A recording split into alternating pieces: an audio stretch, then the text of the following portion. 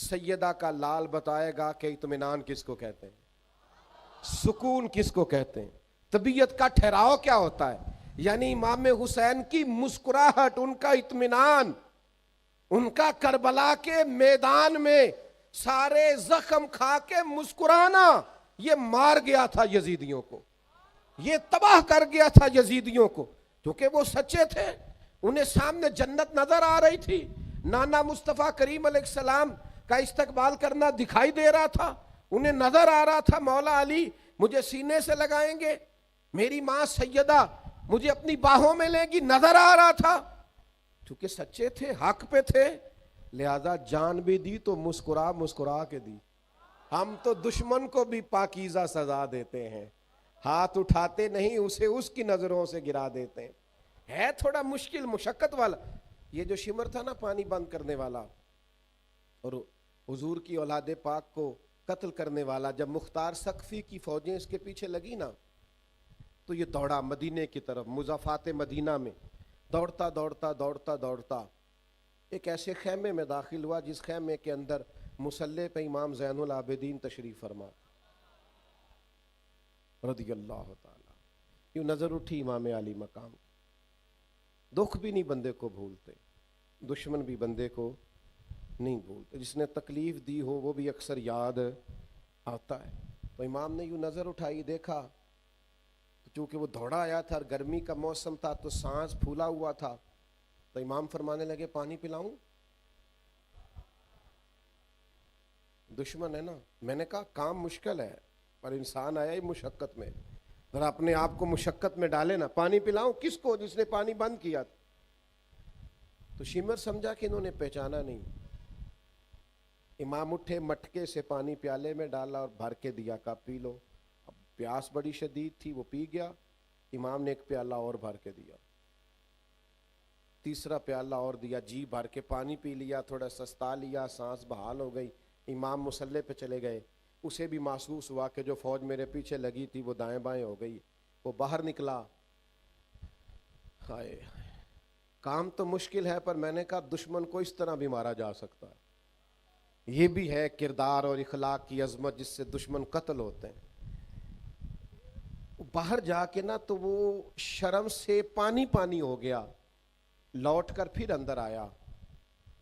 तो उसे पता था कि फौजें मेरे पीछे हैं, मरना तो मैंने है ही, तो एक सच ना बोल जाऊं जाते जाते। कहने लगा ज़ैनुल आबिदीन शायद पहचाना नहीं, शर्म से गर्दन झुकी हुई, शायद आपने पहचाना नहीं।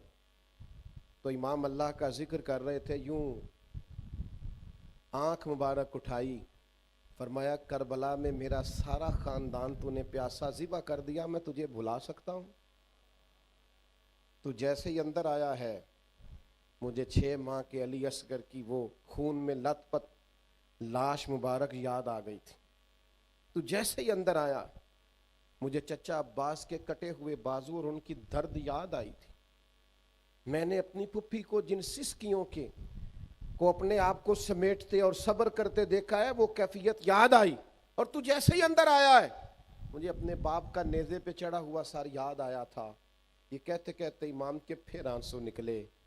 आंसू पूछे तो शिमर घुटनों के बल बैठ गया। कहने लगा ज़ैनुल आबिदीन पहचान गए थे तो फिर पानी क्यों पिलाया? तो इमाम ने यूं करके आंसू पूछे। कहने लगे मजबूर बड़ा हूं ना, अली का पोता हूं, मैं करूं क्या? मैं अली का पोता हूं, सैयदा का पोता हूं, मैं हुसैन का बेटा हूं, मेरे घर का रिवाज ही कुछ इस तरह का है। मैं अपनी खानदानी वजाहत से मजबूर हूं।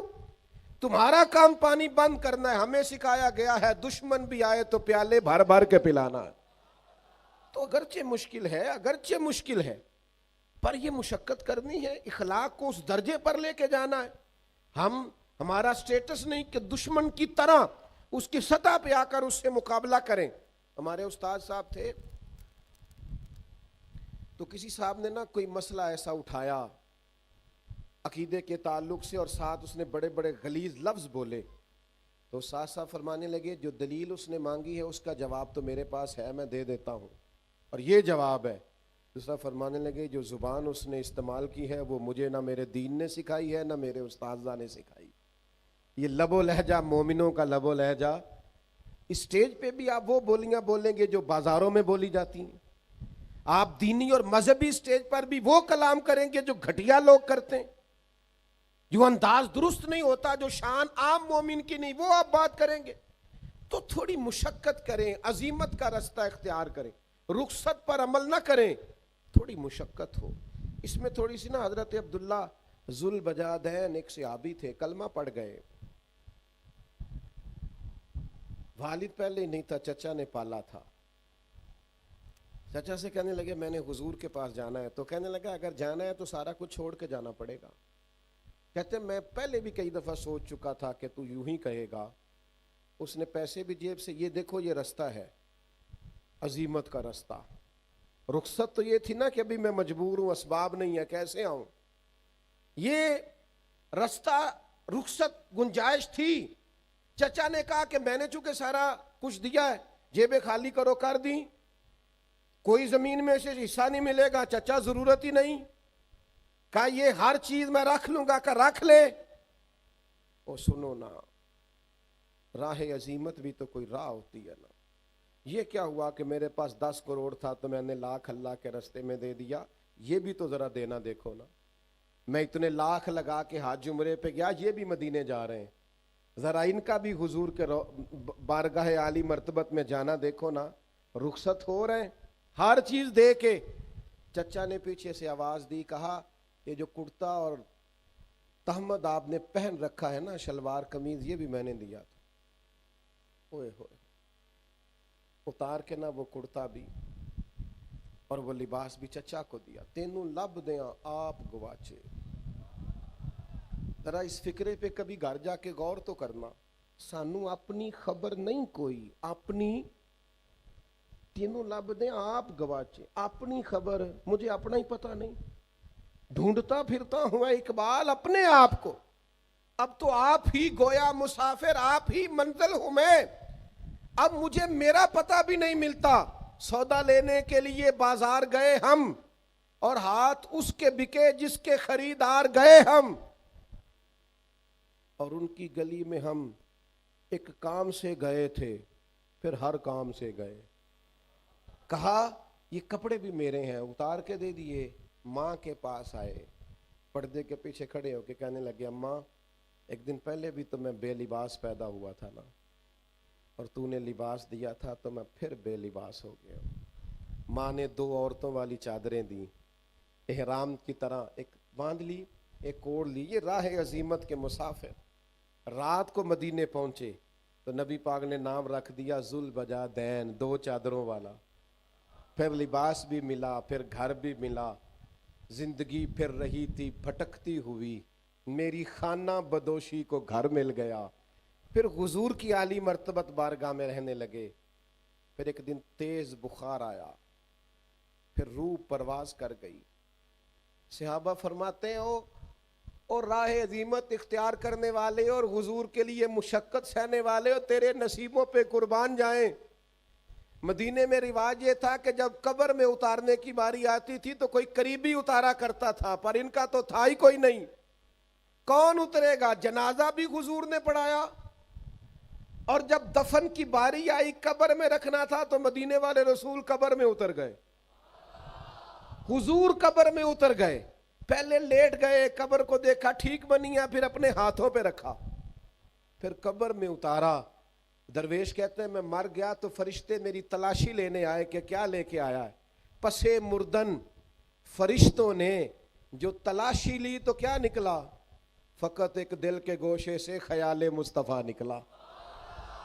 نبی کریم نے قبر میں, چونکہ راہ عزیمت کے مسافر ہیں, اگر آپ وہ رستہ اختیار کریں جو رستہ اگرچہ مشقت والا ہے, اگرچہ کٹھن ہے, اگرچہ وہ رستہ مشکل ہے, لیکن بھائی امام علی مقام کا رستہ رخصت والا نہیں. جسے زندگی ہو پیاری وہ یہیں سے لوٹ جائے.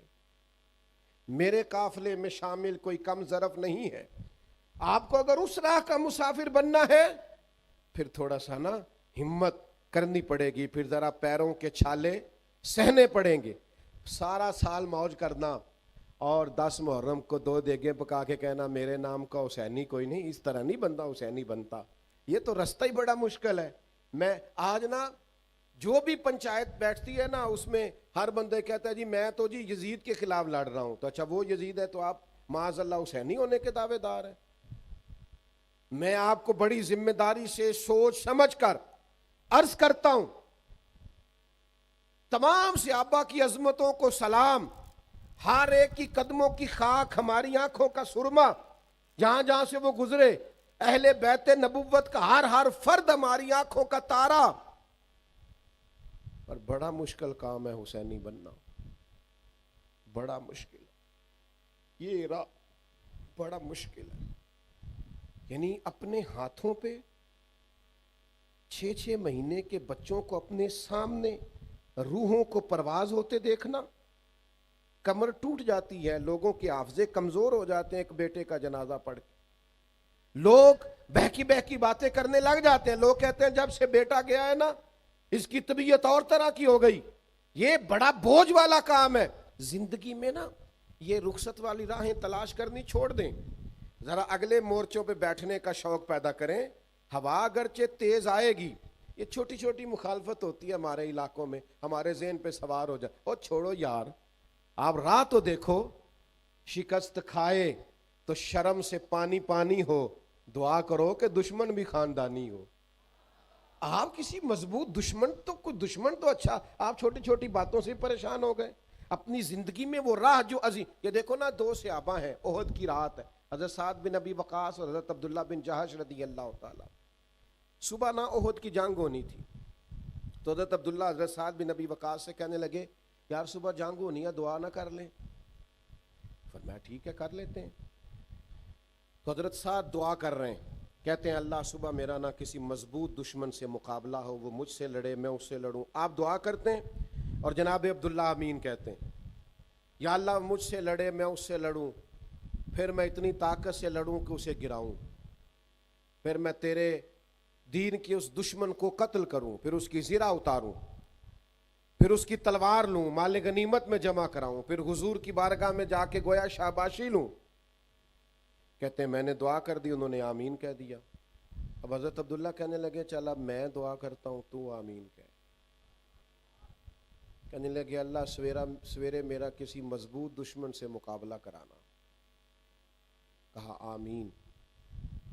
حضرت عبداللہ دعا مانگ رہے ہیں, جناب سعد آمین کہہ رہے ہیں.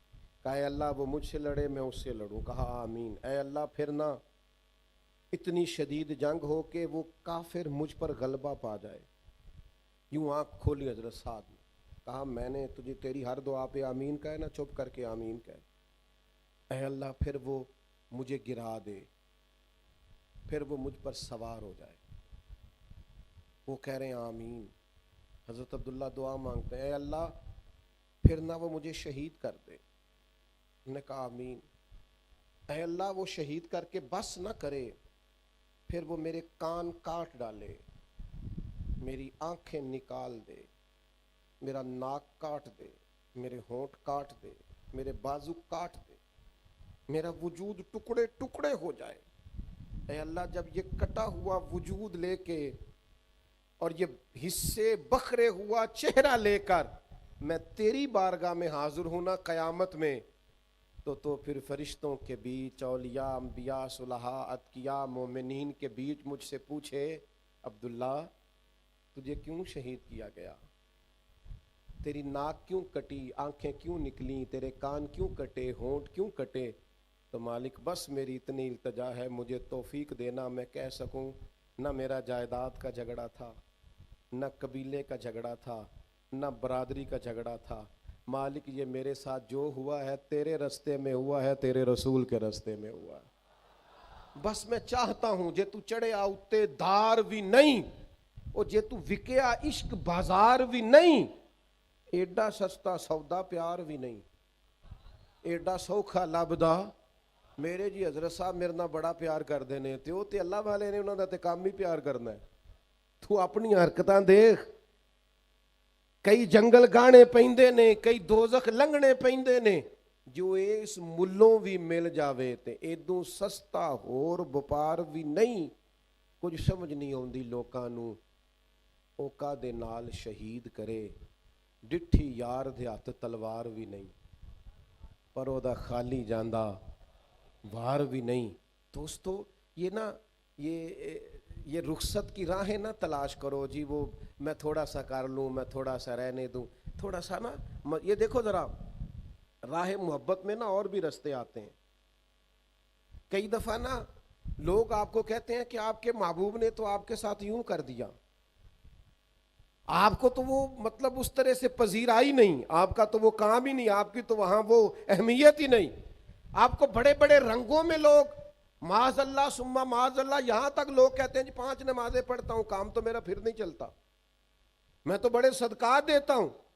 आपका जहन बनाया जाता है कि आपकी तो कबूलियत ही नहीं, आप तो वहां तक पहुंचे ही नहीं, आपको तो वो मिला ही नहीं, आपको तो कुर्बत ही नहीं। माज़अल्लाह ताला लोगों का ख्याल होता है इतना दीन पे अमल किया तो मुझे क्या मिला। ये बड़ी शातिराना चाल है नफ्स और शैतान की। एक सहाबी थे हजरत अबू बसीर रदी अल्लाह ताला अन्हु, ये सुलह हुदैबिया के फौरन बाद ना मक्का मुकरमा से मुसलमान थे, हिजरत करके मदीने आए। तो नबी पाक अलैहिस्सलाम ने एक शर्त तय की थी कुफार के साथ कि वहाँ से जो शख्स अपने आका की इजाज़त के बगैर यहाँ आ जाएगा, अगरचे मुसलमान हो, हम वापस कर देंगे, और यहाँ से अगर कोई गया तो वो वापस नहीं करेंगे।